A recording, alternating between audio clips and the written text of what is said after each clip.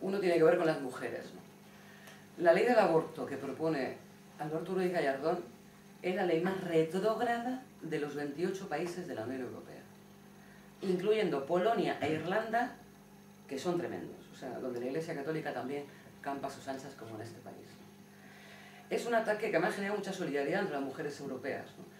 Se han movilizado el movimiento feminista en Francia, en Alemania, en Suecia, en todas partes, porque ven que luego igual hay una regresión en la totalidad de derechos, como es normal si se tolera que en España haya una barbaridad como la que pretenden aprobar cuando pasen las elecciones europeas. Yo creo que de esto hay que hablar largo y tendido. Es una ley que vamos a cambiar en cuanto lleguemos al gobierno, en cuanto podamos influir lo más mínimo en Izquierda Unida. Es la primera ley que se va a cambiar. No, esa y la 11 van muy a la par, ¿no?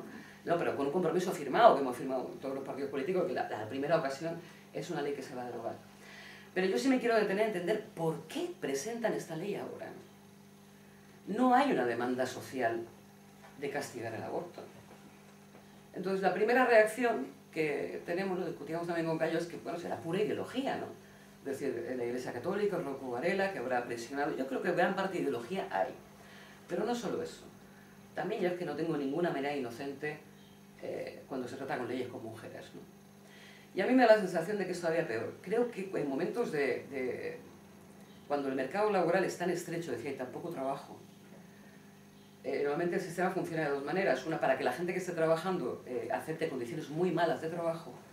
¿Sabéis? La primera amenaza es que haya un gran ejército de reservas, 6 millones de parados que dicen, si tú te quejas, tengo a 17 detrás que lo van a hacer con peor condiciones que tú. Esto funciona en todo el mundo y saben perfectamente cómo utilizarlo. Pero tienen otro elemento, que es que las mujeres no compiten en el mercado laboral, o no compiten en las mismas condiciones. Y la idea de que nos obliguen a ser madres, aunque no queramos, tiene que ver con volver a casa, hacer el trabajo reproductivo no pagado, que sostiene parte del sistema, sobre todo cuando se están cargando los servicios públicos. Si no hay guarderías o educación infantil, bueno, pues habrá una mujer que cuida a los niños. Si no hay pensiones altas, bueno, pues ya habrá una mujer que cuida a los mayores. O sea, volvemos a una economía que este país no hace tanto que vivió y que tenemos muy presente las mujeres, y yo por eso creo que no es inocente la ley del aborto. Creo que es ideológica, pero no solamente ideología católica, sino que tiene una ideología detrás en la que hay que estar muy alerta. No pasa nada porque no va a aplicarse esa ley de verdad, igual que la 11, o sea, a la más mínima no la cargaremos, pero que veamos qué es lo que hay detrás, ¿no? Y qué es lo que puede venir, ¿no? Y lo último, como siempre en todos los programas y las propuestas de Izquierda Unida y de Izquierda, el tema de la paz es un tema central, ¿no? Desde que yo estudio la izquierda, incluso de la Primera Guerra Mundial, la división se produce entre quienes no están a favor de una guerra y en este caso pues nos mantenemos en las mismas, ¿no? No nos gustan las guerras, ni nos gusta lo que está pasando en Ucrania. Y esta, digo, una opinión personal muy compartida en Izquierda Unida, pero todavía no bien debatida. No, creo que tolerar un golpe de Estado con elementos fascistas en ese gobierno, mirar para otro lado una Europa que ha sufrido tanto el fascismo, me parece de un cinismo infinito, me parece un cinismo histórico, para ser concreto, y creo que gente que venimos o nos identificamos en una tradición que ha enfrentado al fascismo con tanta dignidad y con tanto valor, no podemos aceptar. Yo cuando he visto gente con esvásticas en el Parlamento ucraniano, se me han puesto los pelos de punta. Ser tolerantes con ellos me parece que no hacen ningún favor a los que defendemos los valores contrarios.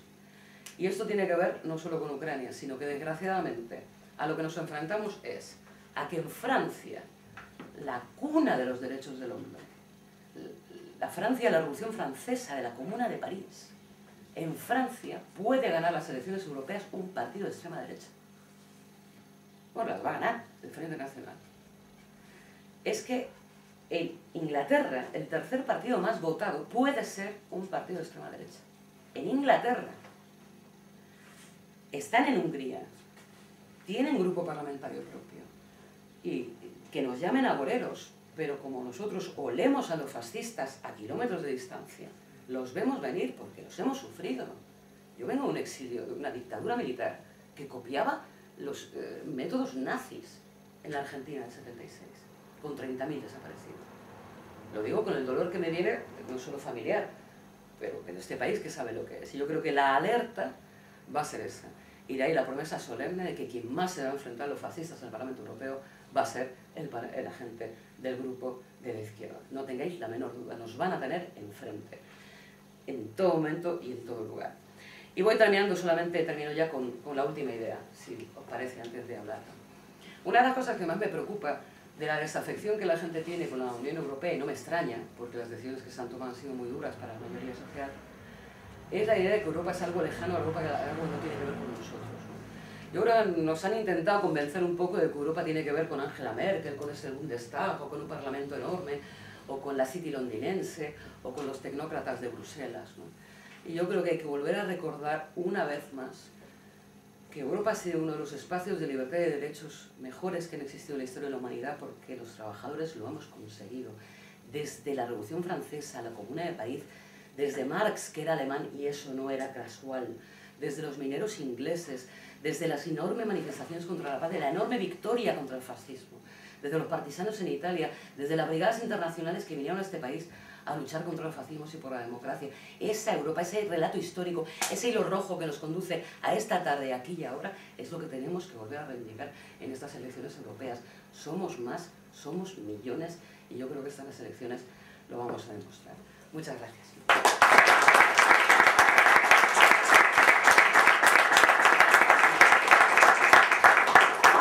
Moltes gràcies, Marga. Si voleu no, jo vos demane que obrim un torn d'intervencions, de preguntes, de debat, com vulgueu dir-ho.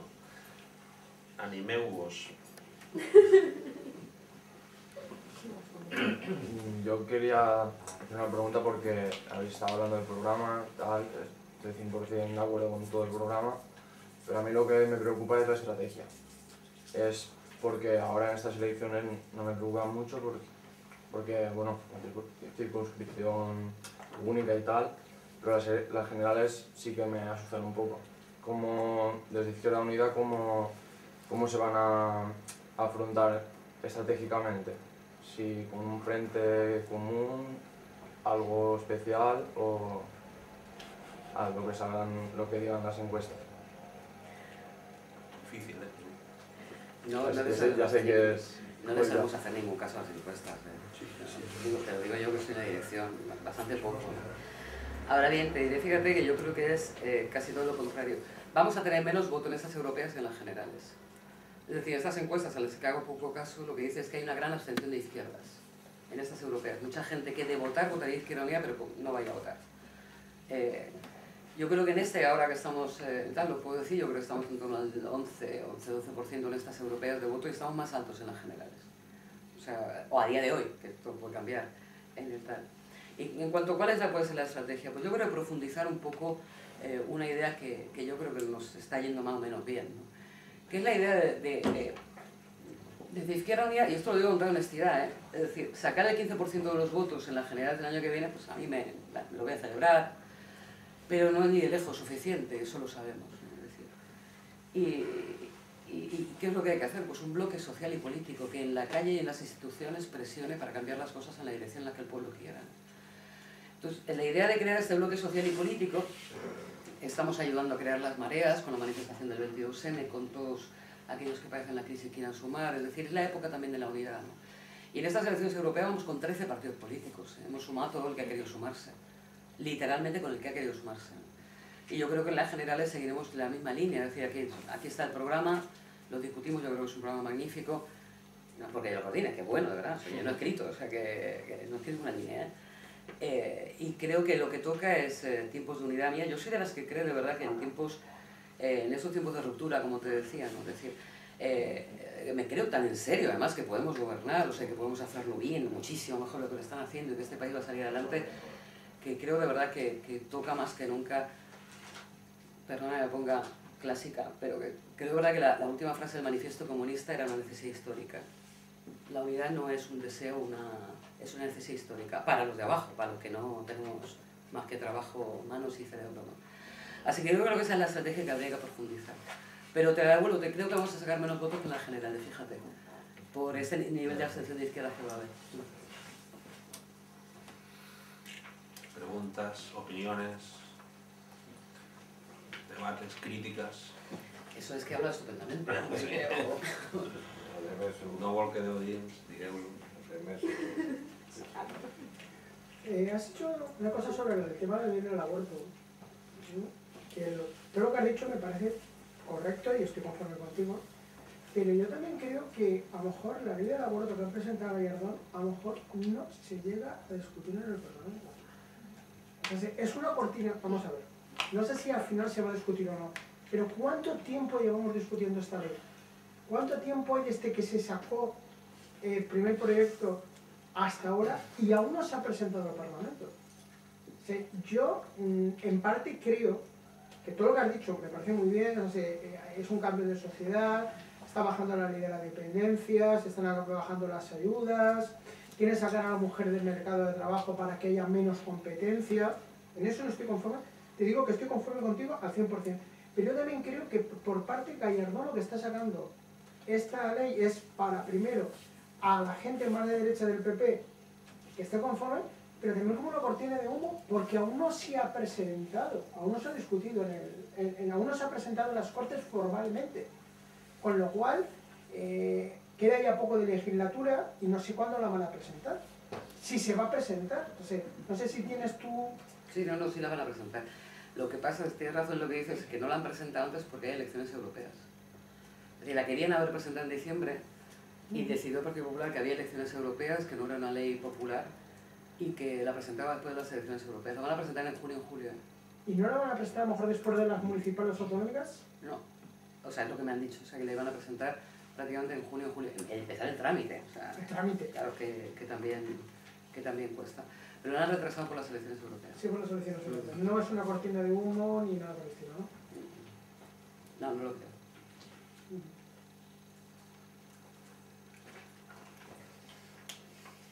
Habla usted de Don Sisto, me has visto, ¿no? ¿Qué me has dicho? ¿Don Sisto me has dicho? Don Sisto, te he dicho. No me digas esas cosas a mí. Me mareches.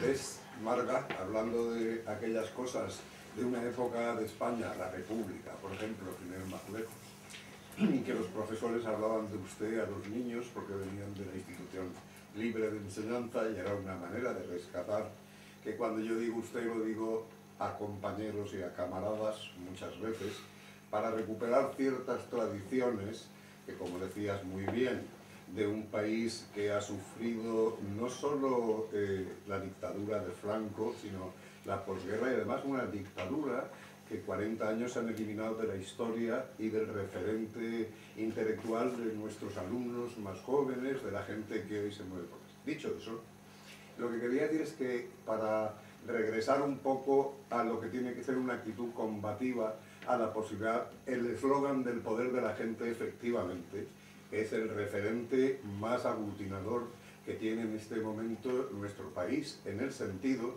de movilizar todas las mareas, todo lo que se está obteniendo en la calle, y eso efectivamente es nuestro referente también, porque nosotros somos una organización que discute desde la base hasta arriba, etc. Hay una cuestión que es el euro. El euro, yo creo que en Izquierda Unida pues es necesario también, una vez que pasen las elecciones, volver a resituar la cuestión, porque hoy en día somos como Grecia, como Chipre, como Portugal, España, Irlanda, somos un laboratorio para experimentar cosas atroces como el que las jubilaciones sean a los 72 o 75 años. Ya he perdido un poco la cuenta de tantas propuestas que hacen alucinantes. Pero en Alemania, precisamente, lo que se está discutiendo es que hay que reducir la edad de jubilación. Por lo tanto, con estos modos, con estas formas, con esta evidencia, también decir que España es el país más que... no es un tópico, es una realidad. Es el señor este y los anteriores han sido alumnos muy aventajados de, digamos, la ortodoxia neoliberal más absoluta. Y esa es la cuestión que hay que romper. Quiero decir que cuando el euro condiciona tanto también la posibilidad de el que los países vivan de acuerdo también con su estado de riqueza, España es un país que cada vez está perdiendo mucho fuelle en todos los órdenes, pero eso tiene un origen. Y tiene un origen claro que es cómo está, que es lo que decías, si estoy de acuerdo, montada la dimensión europea, pero yo creo que el debate sobre el euro tiene que ser un debate largo, riguroso, con tiempo, con debate, porque yo soy también de los que creen, como mucha gente, no solo aquí, sino en Europa, y mucha gente está escribiendo ya sobre esta cuestión. Yo creo que es una cuestión que late mucho y que tiene un cierto calado importante que no podemos. Nada más, perdona que me haya enrollado de este modo. Nada, solamente un breve comentario. O sea, de acuerdo contigo que hay que discutirlo largo y tendido. Lo que pasa es que la gente que incluso los economistas que defienden la idea de la salida del euro, incluso quien lo defiende más fervientemente, especialmente de los Montes o gente que ha escrito sobre esto, lo que dicen es que la salida del euro también trae muchísimo sufrimiento, es decir, no es una salida tampoco fácil, ¿no? Porque es la idea al final de que tengas tu propia moneda para poder hacer una devaluación monetaria en vez de una devaluación salarial, que es la idea central, ¿no?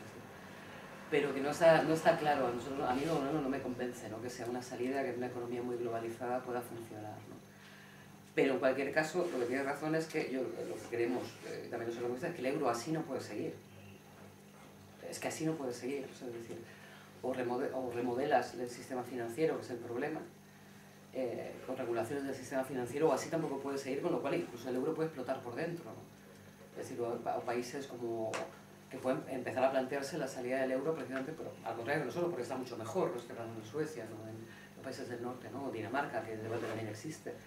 Pero fíjate que es un debate al revés, un debate para proteger a su país, para evitar también cualquier tipo de solidaridad. Pero es cierto que es un debate que tenemos que tener. De momento en Izquierda Unida no estamos a favor y se ha debatido, tú lo sabes, pero es una salida que habrá que tener en cuenta. Hay quien dice incluso que no hará falta porque nos van a echar del euro. O Grecia está pensando que lo van a echar del euro, claro. Es una salida, o sea, que es abandonar el país también a su suerte. Pero de verdad lo tenemos que seguir discutiendo. Es un tema central, vamos. Jo crec que... Jo crec que es tracta d'un tema que és molt important. Estem en nules, estem en la plana baixa i es tracta del tema citrícola, el tema agrícola, i és un tema que és absolutament central, sobretot, i especialment per al nostre poble, no? I m'ha assustat molt en el que has dit, perquè tu estàs parlant del nou tractat de lliure comerç en Estats Units, entenc que de la Unió Europea en Estats Units. Has parlat de que ni tan sols tenim el contingut o no tenim les actes en el contingut de les coses que realment s'estan parlant allí. I has parlat que s'intuïx de manera molt clara per aquesta dinàmica neoliberal en l'economia global de que això significarà un cop definitiu a l'agricultura tradicional de les nostres terres, a l'agricultura familiar.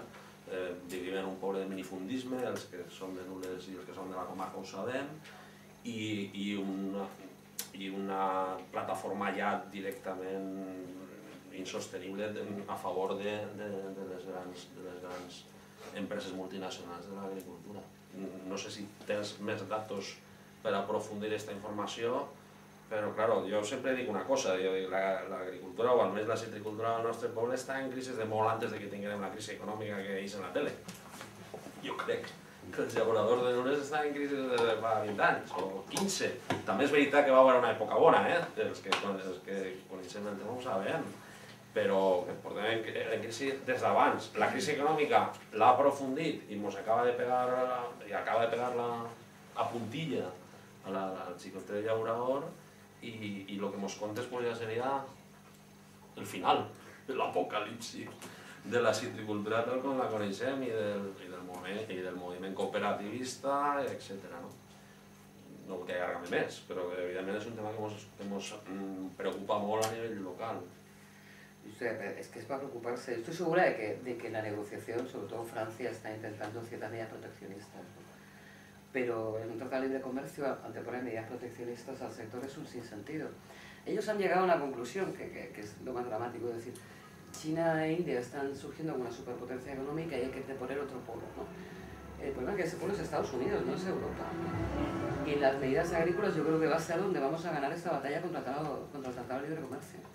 Sobre todo en el sur de Europa, o sea, en Italia, en Francia y en España, pero eso hay que contarlo. Yo no lo sé, pero no lo sabe nadie. O sea, suponemos que van en esa línea, pero desde luego medidas proteccionistas al sector con un trato de libre comercio no casa, o sea, no casa de ninguna de las maneras. De todas maneras es un tema que yo estoy segura de que lo podemos ganar, decir, porque es muy agresivo, ¿no? Cómo se está tratando y porque se ganan otras partes del mundo. Permíteme que lo dude, que vamos a ganarlo, porque date cuenta que en lo que es en la PAC, si teníamos el pago único a 100 euros el agricultor, que dice Chizo, minifundismo en toda nuestra región valenciana, ahora quieren subirlo a 300.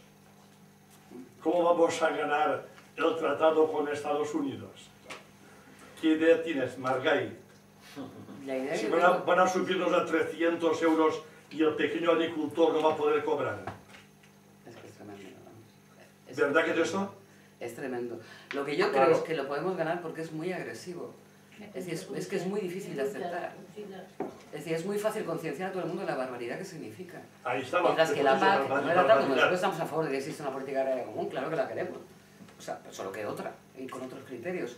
Pero el Tratado de Libre Comercio es que es muy agresivo, es brutalmente agresivo. Yo creo que es más fácil...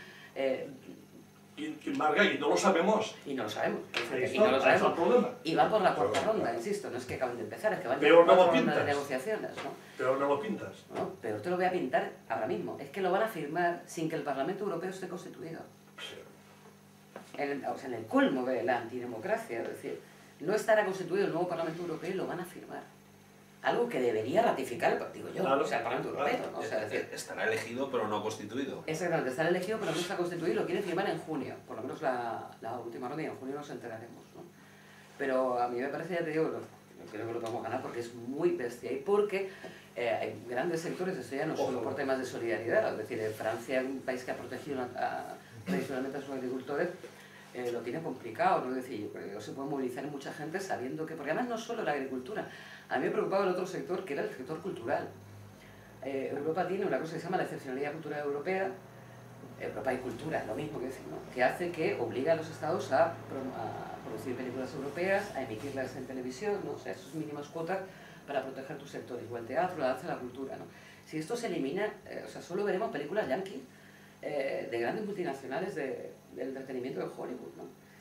Es decir, que hay sectores que tradicionalmente se mueven poco, como puedan ser estos sectores, o los sectores agrícolas, otro que yo creo que hay que articular, y como ha dicho antes el compañero, de una manera de decir, nos organizamos y vamos a ver cómo le plantamos cara a eso, lo podemos ganar. Yo te digo, se puede ganar porque lo ganaron en América Latina.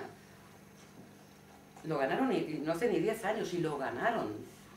Países como Paraguay, o sea, a ver, que decir que comparativamente estamos mucho mejor que ellos para poder enfrentarnos a este tratado, y si lo ganaron ellos, yo lo puedo ganar perfectamente también, sí, en la estrategia que tú decías está esa estrategia de reunirnos todos los posibles frente a esto. De todas maneras, lo veremos en el mes de junio, cuando lo firme.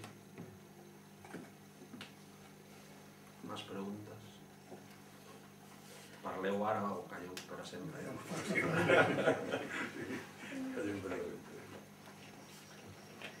Si no teniu més preguntes, pues moltes gràcies per la vostra presència. Muchas gracias.